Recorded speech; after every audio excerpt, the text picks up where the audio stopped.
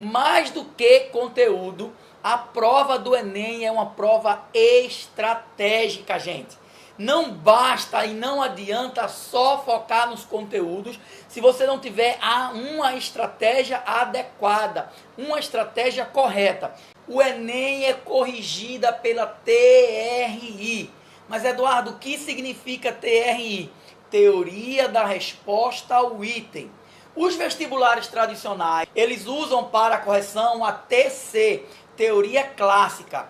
Se o Enem fosse corrigido pela TC, eu diria a você, não tem como te ajudar mais a aumentar essa nota, mas não, o Enem é corrigido pela TRI, Teoria da Resposta ao Item. Tá? Bom, e o que é, Eduardo, a Teoria da Resposta ao Item? Como eu falei para vocês, é um processo estatístico que leva em consideração 3 aspectos para dar a sua nota final. Veja, na teoria clássica, que os vestibulares comuns, os vestibulares tradicionais usam, os concursos públicos usam, a teoria clássica leva em consideração apenas um único aspecto para dar a sua nota final. E qual é esse aspecto que a teoria clássica usa?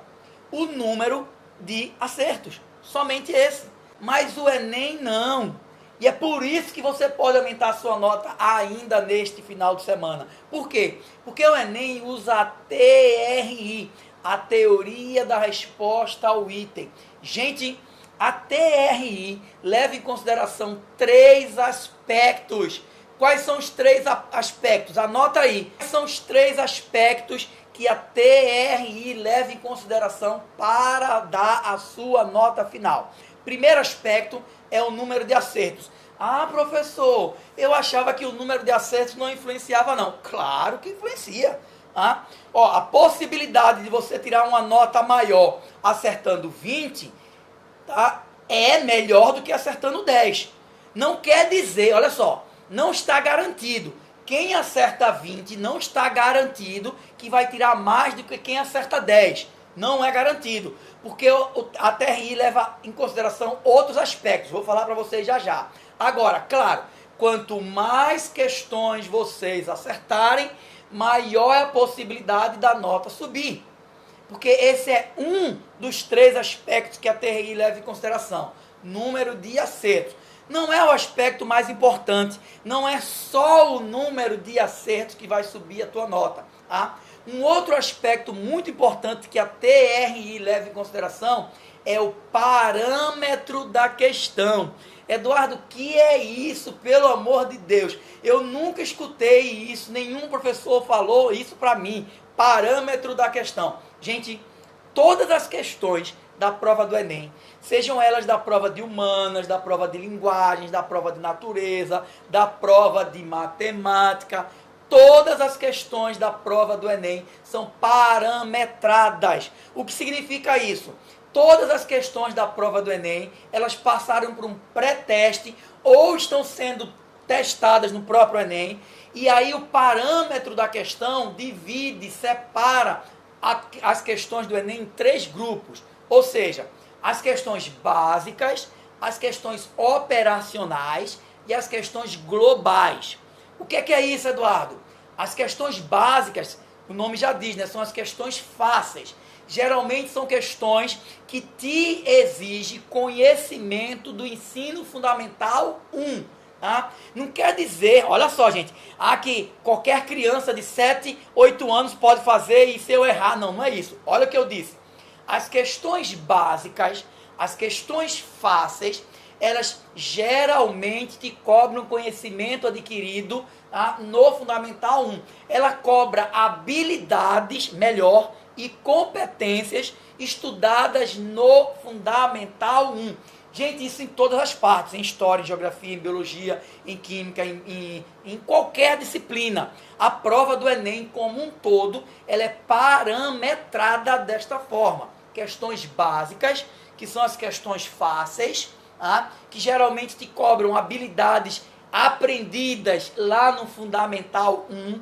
Quais são essas habilidades, Eduardo, aprendidas lá no Fundamental 1? São habilidades que você não precisa calcular, que você não precisa analisar, que você não precisa representar.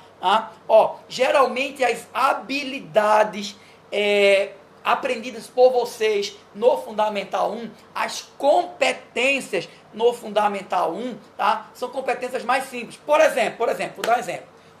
Lá no ensino médio, você aprende um sólido, você aprende a estudar um sólido que tem faces iguais, 6 faces iguais, ao qual você chama de cubo. Tá? Então, quais são as habilidades e competências que você aprende no ensino médio com o cubo?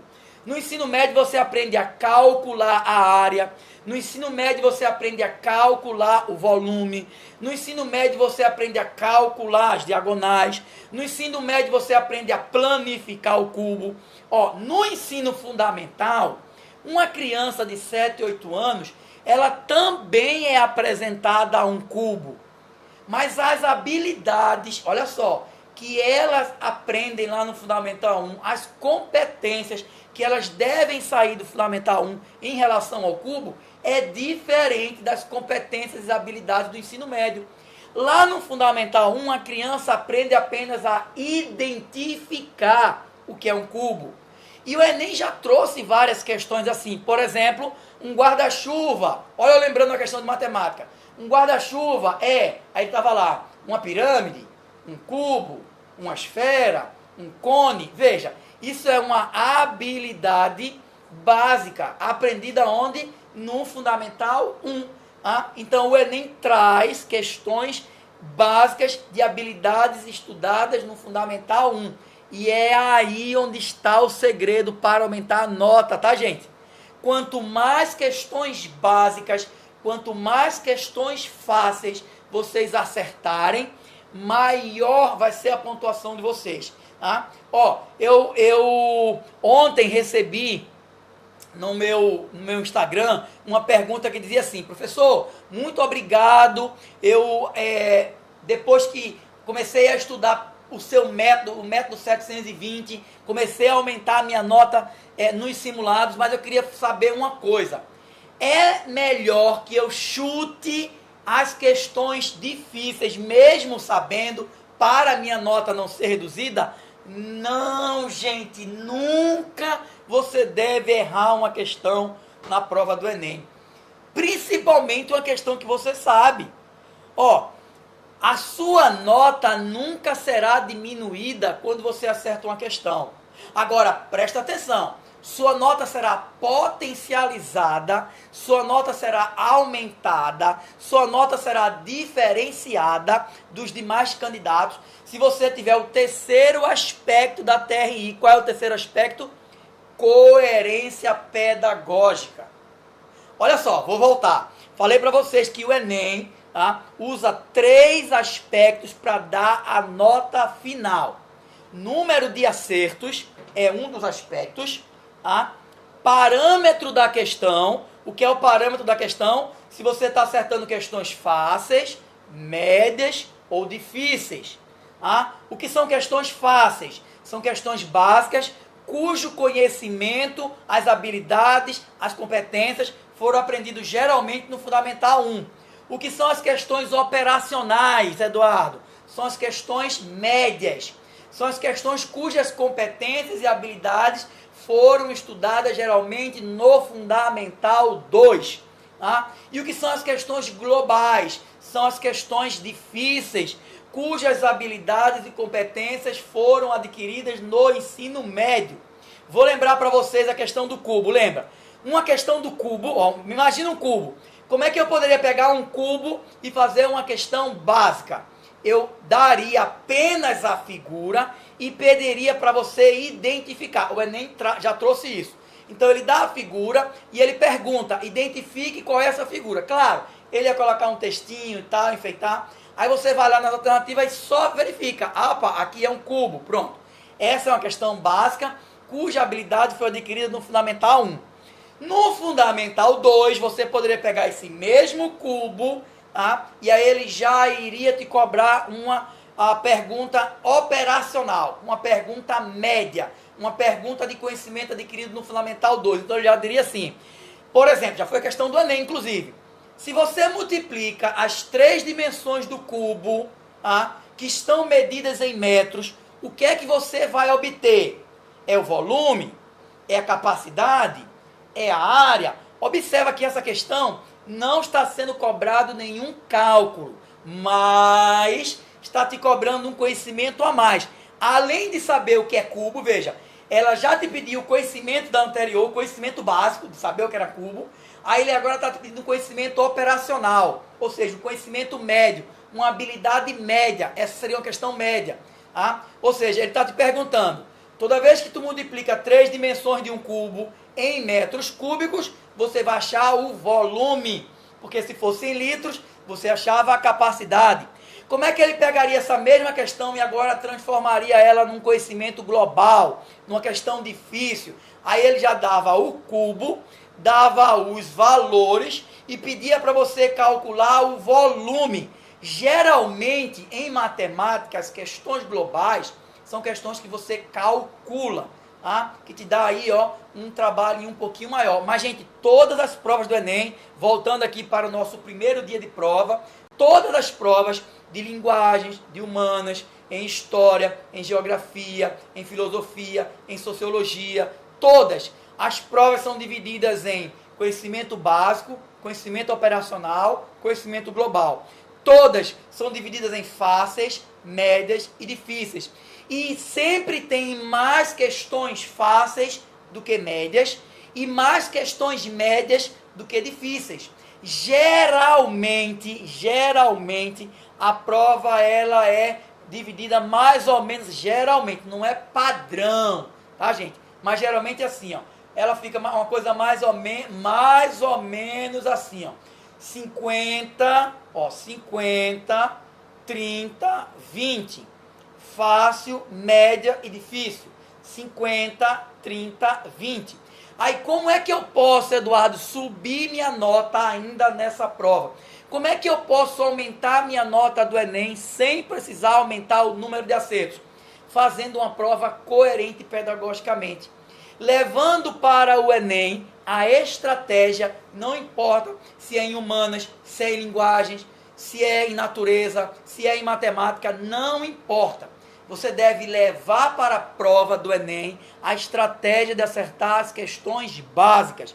E acertar as questões básicas são acertar as questões fáceis. Essa é a melhor estratégia.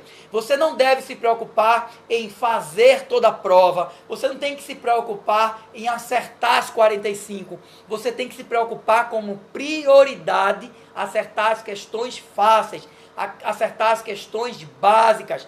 Tá? Ou seja, ter uma prova coerente pedagogicamente, porque vou lembrar os 3 aspectos que a TRI leva em consideração para dar a sua nota.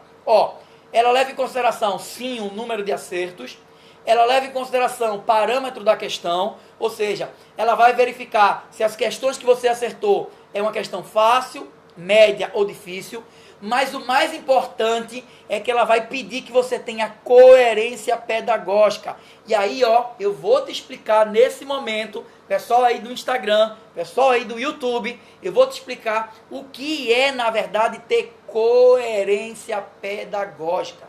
Gente, ter coerência pedagógica nada mais é do que acertar mais questões fáceis do que difíceis. Mais questões fáceis do que difíceis. E isso é o que vocês sabem fazer. Agora, vocês precisam ter uma estratégia correta para acertar essas questões fáceis, gente. Muito cuidado com isso. Tá? Vocês precisam acertar as questões fáceis. Então, essa é a tua prioridade na prova do Enem de domingo. Ajusta a tua TRI tendo uma prova coerente pedagogicamente. Tá? Não faz a prova na ordem das questões que aparecem. Por quê? Porque as questões que aparecem pode ser uma difícil, pode ser uma média. Procura na tua prova fazer as questões fáceis.